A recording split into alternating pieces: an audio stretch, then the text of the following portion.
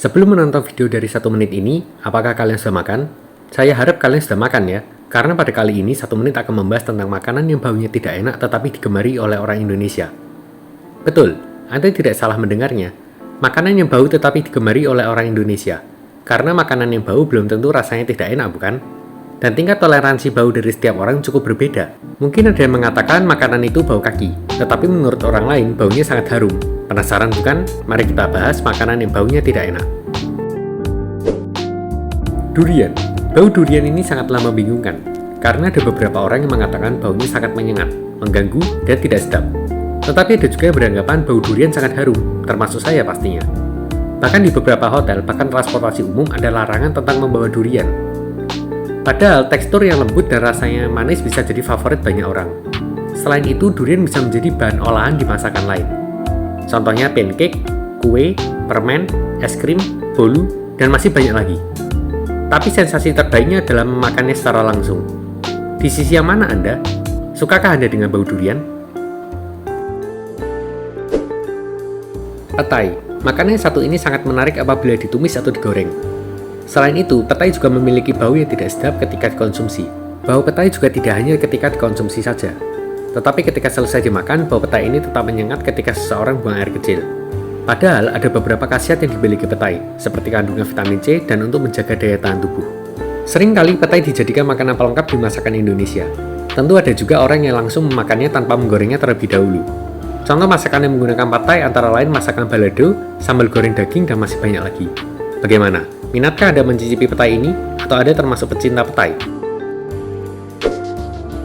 Jengkol. Makanan yang satu ini paling sering dibandingkan dengan petai. Padahal menurut saya, makanan jengkol memiliki bau yang tidak terlalu menyengat. Tetapi saat dimakan, jengkol akan membuat bau kita menjadi tidak sedap.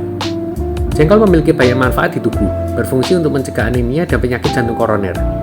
Selain di Indonesia, ada juga beberapa negara yang mengkonsumsi jengkol, seperti di Malaysia, Myanmar, dan Thailand.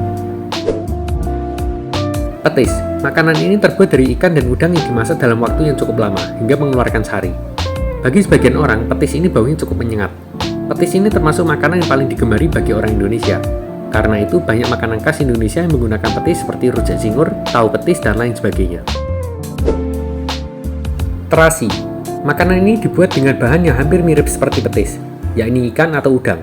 Perbedaannya, terasi menggunakan proses peragian dan mencampurkan garam sebagai bahan utamanya. Setelah itu, terasi akan dijemur, ditumbuk, lalu dicetak.